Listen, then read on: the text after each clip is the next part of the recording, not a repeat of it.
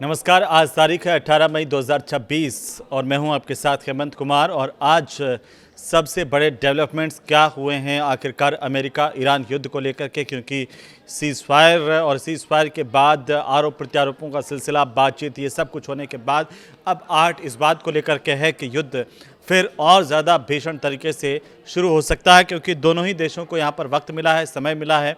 लेकिन इन सब के बीच चौंकाने वाली बात यह है कि जो अमेरिकी राष्ट्रपति हैं ट्रंप, उन्होंने एक के बाद एक सोशल मीडिया पर जिस तरीके की सनसनीखेज पोस्ट की हैं, उसमें उन्होंने ये संदेश दिया, उन्होंने ये संकेत दिया कि ईरान को वे ख़त्म कर देंगे। लेकिन इसी बीच और ज़्यादा क्या अपडेट्स आ रही हैं, इसके लिए आप इस वीडियो को पूरा देखिए, क्योंकि आज हम इस वीडियो में वो तमाम चीज़ें बताने वाले हैं कि अब इस पर आगे क्या हो सकता है और अभी क्या हो रहा है।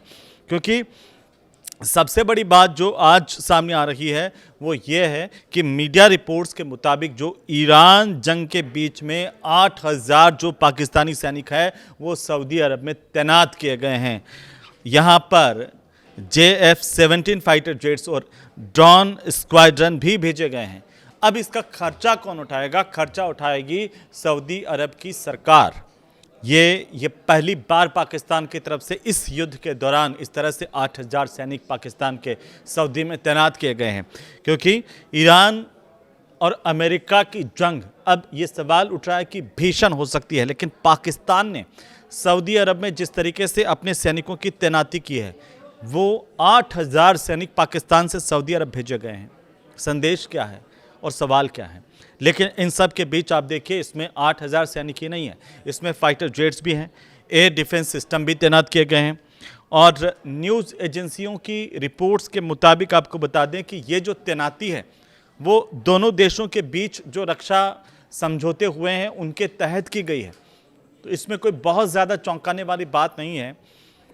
लेकिन रिपोर्ट्स में ये दावा किया गया है कि पाकिस्तान ने करीब 16 JF-17 फाइटर जेट जो है, उनके अलावा ड्रोन स्क्वाड्रन, और इसके साथ साथ आपको बता दें कि उसके चीन में जो बने हुए HQ-9A डिफेंस सिस्टम है उसको भी सऊदी में तैनात किया है। ये भी सऊदी अरब भेजे हैं पाकिस्तान की तरफ से। अब पाकिस्तानी जो सैनिक है वो इन्हें ऑपरेट कर रहे हैं, जबकि जो पूरा का पूरा जो खर्चा है इनका वो सऊदी अरब की सरकार उठा रही है। और ज़रूरत पड़ने पर पाकिस्तान ने कहा कि और सैनिक भेजे जा सकते हैं, वो तैयार है उसके लिए। हालांकि पाकिस्तान की सेना, विदेश मंत्रालय और सऊदी अरब सरकार की तरफ से अभी तक कोई आधिकारिक तौर पर इसे लेकर के बयान जारी नहीं हुआ, लेकिन मीडिया रिपोर्ट्स में चूंकि ये जानकारी सामने आई है तो इसे आप तक पहुंचाना बहुत ज़रूरी है। अब इन सब के बीच में ईरान ने अमेरिका से हॉर्मुज़ की नाकाबंदी ख़त्म करने के लिए कहा है। ईरान ने कह दिया अमेरिका को कि हॉर्मुज़ की जो नाकाबंदी की हुई है उसको आप ख़त्म कर दीजिए, और अगर ऐसा नहीं किया गया तो ओमान सागर को अमेरिकी सेना की कब्रगाह ईरान बना देगा। ये खुले तौर पर चेतावनी अमेरिका को ईरान की तरफ से दी गई है। अब आते हैं पिछले 24 घंटों में इस अमेरिका ईरान युद्ध को लेकर के सबसे बड़ी अपडेट्स क्या आई है, क्योंकि UAE में जो एक न्यूक्लियर प्लांट है उस पर ड्रोन से हमला हुआ है, इस बात की जानकारी सामने आ रही है। जो UAE का बाराकाह परमाणु ऊर्जा संयंत्र है और उसके बाहर ड्रोन हमला हुआ। ड्रोन हमले के बाद में यहाँ पर आग लगी और शुरुआती जांच में ये शक जो है वो UAE ने जताया ईरान पर। और ये पहली बार है जब UAE के न्यूक्लियर पावर प्लांट को निशाना बनाया गया है इस युद्ध के दौरान अभी तक। और इसी बीच एक अच्छी खबर भी है। अच्छी खबर यह है कि हॉर्मुज़ को पार करके भारत के जो 15 LPG जहाज है वो भारत पहुंच गए हैं, जो हॉर्मुज़ पार करके यहाँ पर आए हैं। और आपको बता दें कि मार्शल जो आइलैंड्स के झंडे वाला LPG टैंकर हैं वो सिमी, ये 20,000 टन गैस लेकर के कांडला पोर्ट्स पर पहुंच चुके हैं। और ये जंग शुरू होने के बाद अब तक 15 जो LPG के जहाज है वो भारत पहुंच चुके हैं। भारत की तरफ से बयान क्या है? भारत ने ये कहा है कि हॉर्मुज़ में शिपिंग को रोकना कतई मंजूर नहीं है। इन सब चर्चाओं के बीच में, इन आशंकाओं के बीच में ये बयान बहुत महत्वपूर्ण है, क्योंकि UN में भारत के जो स्थायी प्रतिनिधि हैं परवर्तनेनी हरीश, उन्होंने कहा कि हॉर्मुज़ स्टेट में कमर्शियल शिपिंग को रोकना जो है वो अस्वीकार्य है भारत को, ऐसा नहीं होना चाहिए। लेकिन इन सब के बीच में ट्रंप की ओर से एक नया ऑफर भी आया है। जब हम ये बात कर रहे हैं कि ये जंग अब और ज़्यादा भीषण हो सकती है, ये वापस से शुरुआत है, कि उससे पहले ट्रंप की धमकियां, लेकिन अब ट्रंप का ऑफर सुनिए।